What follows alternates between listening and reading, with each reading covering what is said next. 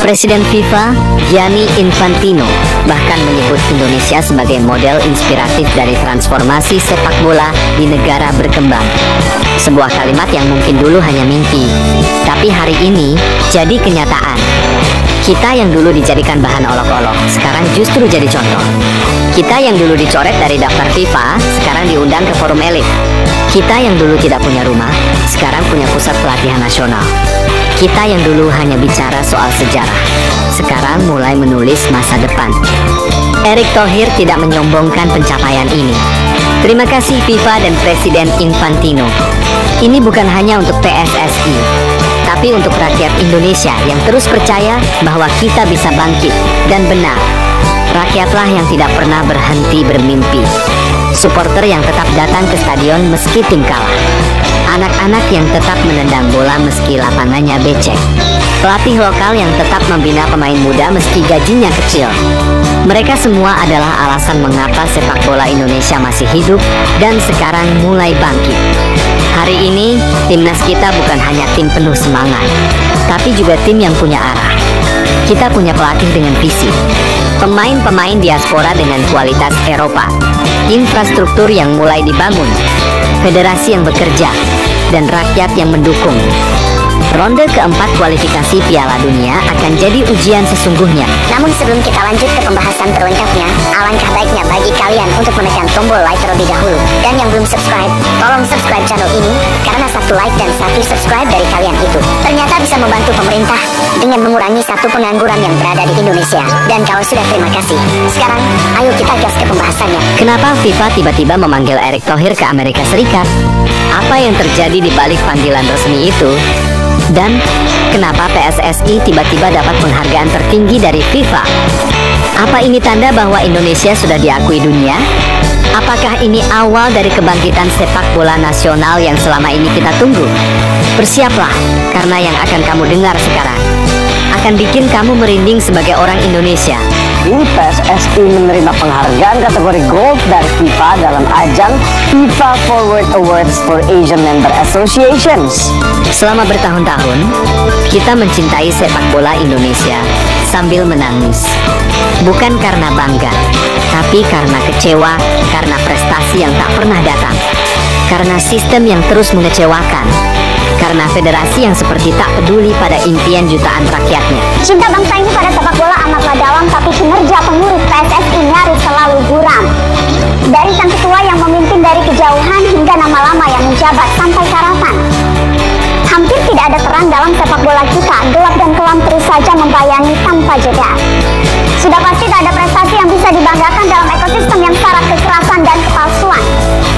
Ingat tahun 2015? Indonesia dibekukan oleh FIFA, bukan karena kalah di pertandingan, tapi karena kisruh di dalam negeri sendiri. Bayangkan, negara dengan ratusan juta penduduk ini dilarang ikut kompetisi internasional, dikeluarkan dari pergaulan dunia, mati suri, seperti anak sekolah yang dihukum gurunya karena bikin masalah sendiri. Dan disinilah letak revolusi sesungguhnya.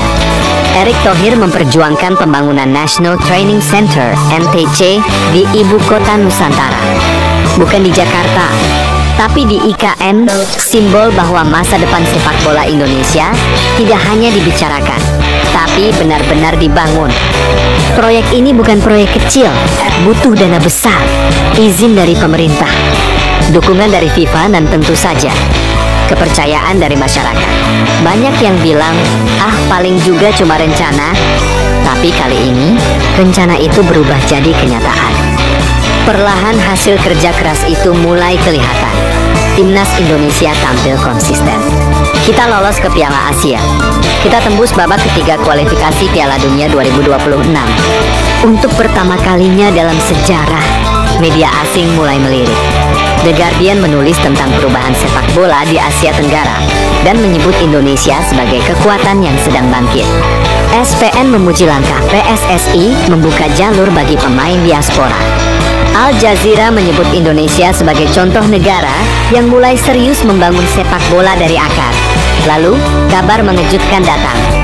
FIFA secara resmi mengundang Erick Thohir ke Amerika Serikat, bukan untuk rapat biasa, tapi untuk menghadiri FIFA Executive Football Summit 2025. Ini bukan acara seremonial. Ini adalah forum paling eksklusif tempat para pemimpin sepak bola dunia berkumpul. Dari Presiden FIFA, lalu datanglah Erick Thohir. Ketika dia maju sebagai Ketua Umum PSSI, banyak yang mencibir. Katanya cuma artis politik, nggak ngerti bola, numpang tenar pencitraan. Tapi dia tidak datang untuk menjawab satu persatu cemoohan itu. Dia datang dengan rencana, dengan visi, dengan pendekatan jangka panjang yang selama ini tak pernah dilakukan oleh siapapun. Langkah pertamanya adalah membenahi fondasi. Bukan hanya rekrut pelatih dan pemain, tapi membangun ulang sistem dari dasar. Ia datangkan pelatih top Patrick Kluivert, mantan legenda Barcelona. Pemain yang paham bagaimana sepak bola modern dibentuk dari disiplin dan strategi jangka panjang. Lalu, Erick mulai membuka pintu untuk para pemain diaspora. Mereka yang lahir di Eropa, tapi berdarah Indonesia. Dari Tom Hay, Jay Itzes, Kelvin Verdonk, hingga Aurel Romeni. Nama-nama ini bukan sekadar numpang ikut. Mereka bermain di liga-liga kuat, punya pengalaman, dan yang lebih penting, punya semangat untuk membela merah putih. Tapi perubahan paling besar bukan soal siapa yang main, tapi soal di mana kita berlatih. Ya, kamu tidak salah dengar. Selama puluhan tahun, Indonesia tidak punya pusat latihan nasional. Negara sebesar ini tidak punya rumah sendiri untuk sepak bola. Dan disinilah letak revolusi sesungguhnya. Erick Thohir memperjuangkan pembangunan National Training Center (NTC) di ibu kota Nusantara. Bukan di Jakarta, tapi di IKN. Ingat tahun 2015? Indonesia dibekukan oleh FIFA, bukan karena kalah di pertandingan, tapi karena kisruh di dalam negeri sendiri. Bayangkan, negara dengan ratusan juta penduduk ini dilarang ikut kompetisi internasional, dikeluarkan dari pergaulan dunia. Mati suri, seperti anak sekolah yang dihukum gurunya karena bikin masalah sendiri. Ranking FIFA kita terpuruk sampai 179 dunia. Sementara negara-negara kecil seperti Vietnam, Lebanon, dan bahkan Palestina terus naik. Dunia menertawakan kita. Stadion rusak, kompetisi semrawut, timnas gonta-ganti pelatih, tidak ada visi, tidak ada fondasi, dan tidak ada harapan. Kita terlalu lama tenggelam dalam masalah yang itu-itu saja. Bertengkar soal liga, berebut kekuasaan di federasi, membuat aturan aneh, melupakan masa depan, lalu mengeluh saat kalah, mengkambing hitamkan pemain, menyalahkan wasit, tapi tidak pernah melihat cermin. Lalu datanglah Erick Thohir. Ketika dia maju sebagai Ketua Umum PSSI, banyak yang mencibir.